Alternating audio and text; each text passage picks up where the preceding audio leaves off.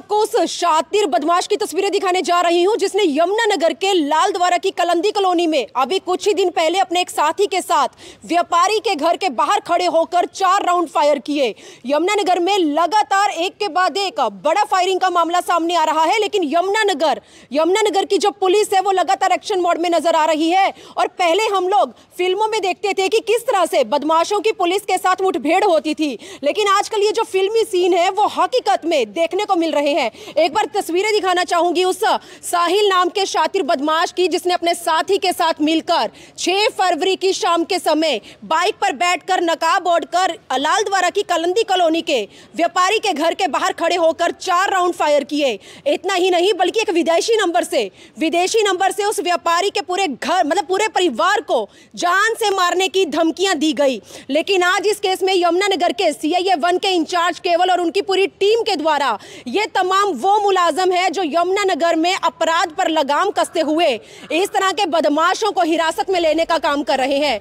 तस्वीरें मैं आपको CIA 1 से दिखा रही हूं। साहिल वो बदमाश है जिसने अपने दूसरे साथी यानी कि परवीन के साथ मिलकर 6 फरवरी की शाम के समय कलंदी कॉलोनी में एक व्यापारी के घर पर गोलियां चलाई थी। लेकिन आज CIA 1 की टीम के द्वारा इस आरोपी को साहिल को कोर्ट से 3 दिन के रिमांड पर मांगा गया और इसमें जो मास्टरमाइंड परवीन है यानी कि साहिल का दूसरा साथी, उसकी पुलिस के साथ कुरुक्षेत्र में मुठभेड़ हुई, जिस मुठभेड़ के चलते वो घायल हुआ और उसका इलाज कुरुक्षेत्र के अस्पताल में चल रहा है। लेकिन CIA 1 की टीम के द्वारा साहिल को एक दिन पहले अंबाला से हिरासत में लिया जा चुका है। आप तस्वीरें देख सकते हैं।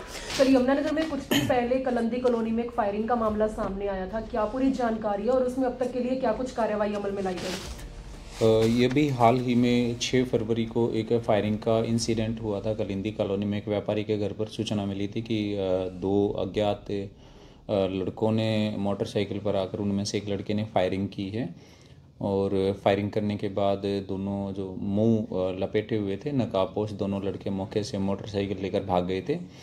और उसी संबंध में पुलिस अधीक्षक महोदय यमुनानगर के आदेशानुसार और उप पुलिस अधीक्षक महोदय रादौर यमुनानगर 2 के दिशा निर्देशन में टीमें जो हैं सभी हमारी क्राइम यूनिट्स हैं CIA 1 CIA 2 और स्पेशल स्टाफ वो लगी हुई थी, साथ में STF भी इसमें कार्रवाई कर रही थी। और उसी संबंध में मुकदमा दर्ज किया गया था। मुकदमा दर्ज करने के बाद जो अनुसंधान किया गया, अनुसंधान के दौरान इसमें जो 2 लड़के थे, जो एक बाइक चला रहा था जिसने फायरिंग की थी, उसका कल कुरुक्षेत्र जिला में ही पुलिस के साथ मुठभेड़ हुई है और मुठभेड़ में वह घायल है जो मुख्य इसमें फायरिंग करने वाला लड़का था। इसके अलावा जो दूसरा लड़का साथ में जो बाइक चला रहा था और साथ जो उसके आया था उसको CIA 1 यमुनानगर की टीम ने कल देर रात अंबाला से गिरफ्तार किया है और माननीय न्यायालय में उसे पेश करके आज 3 दिन के पुलिस रिमांड पर लिया गया है ताकि इससे जो इसमें वारदात के दौरान इसके पास भी एक वेपन था उसकी रिकवरी की जानी है और वारदात में प्रयुक्त जो मोटरसाइकिल है उसकी रिकवरी की जानी है। जो इसका साथी है उसको बाद में पुलिस प्रोडक्शन पर लेकर इसमें मुकदमे में गिरफ्तार किया जाएगा और इसकी जो गहनता से आगे पूछताछ इसमें की जाएगी। सर, पता चला कितने आरोपी है सर इसमें और क्या क्या नाम है इनके? अभी तक के इसमें जो मुठभेड़ में घायल हुआ है उसका नाम है परवीन और दूसरा जो CIA 1 हमारी टीम के द्वारा गिरफ्तार किया गया है इसमें सागर उर्फ साहिल है और दोनों ये इंद्री के रहने वाले हैं, दोनों के दोनों लड़के ये।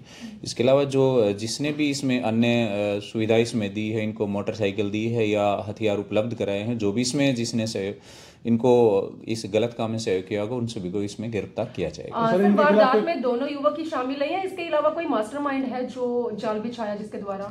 वारदात के दौरान 2 ही लड़के जो मोटरसाइकिल पर आए थे, CCTV के हिसाब से जो हमने आसपास के CCTV रास्ते के देखे तो उसमें 2 ही लड़के थे और इसमें जो मुख्य जो साजिश करता है जो अभी घायल है परवीन है वो है, उसकी पूछताछ के बाद ही सामने आ पाएगा कि उसने किसके कहने पर ऐसा किया था, क्यों फायरिंग की। तो कोई आपराधिक मामले भी दर्ज है पहले किसी पर? अभी ये जांच का विषय है, संबंधित जो थाने हैं उनसे इनकी डिटेल्स ली जाएगी और अभी तक तो इतना ही पता लगा था कि इसमें जो व्यापारी था जिसके घर फायरिंग की थी उसको धमकी दी गई थी, जान से मारने की धमकी दी। केवल सर पता चल पाया कि आखिरकार वजह क्या थी, क्यों जान से मारने की धमकी दी गई और क्यों घर के बाहर फायरिंग की गई? ये प्रवीण की गिरफ्तारी के बाद जो उसकी पूछताछ होगी उसी के बाद ये स्पष्ट हो पाएगा कि क्या कारण रहा है कि जो उसको ऐसी धमकी दी गई थी। तो सर कोई विदेशी हाथ भी हो सकता है इसमें?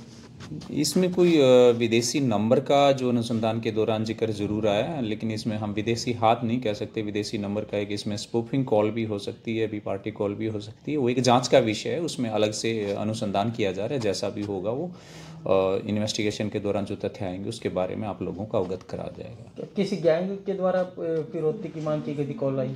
इसमें अभी तक एज सच कोई गैंग वाली बात सामने नहीं आई है।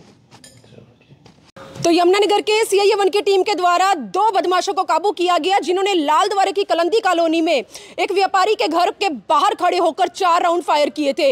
एक बदमाश कुरुक्षेत्र में पुलिस के साथ हुई मुठभेड़ में घायल हुआ, जिसका कुरुक्षेत्र के अस्पताल में इलाज चल रहा है, लेकिन दूसरा बदमाश साहिल वो यमुनानगर के सीआईए 1 के शिकंजे में आ चुका है। अब असला, जिस असले का इन्होंने फायरिंग करने के लिए इस्तेमाल किया, वो असला अब सीआईए 1 की टीम के द्वारा कोर्ट से मांगे 3 दिन के रिमांड पर बरामद किया जाएगा। इसमें और क्या कुछ सच्चाई निकलकर सामने आएगी वो 3 दिन के बाद ही पता लग पाएगी। लेकिन यमुनानगर सीआईए 1 की टीम के द्वारा लालद्वारा की कलंदी कॉलोनी में हुए फायरिंग के मामले में आज एक बदमाश को पकड़ लिया जाता है। अपील करते हैं आप सभी से इस खबर को ज्यादा से ज्यादा शेयर करें ताकि यमुनानगर में इस तरह के बदमाशों का जल्द से जल्द भांडा फूट सके और यमुनानगर में आने वाले समय में अमन और शांति लाई जा सके। वीडियो जर्नलिस्ट मनप्रीत के साथ यमुनानगर के सीआईए 1 से मैं मनदीप कौर।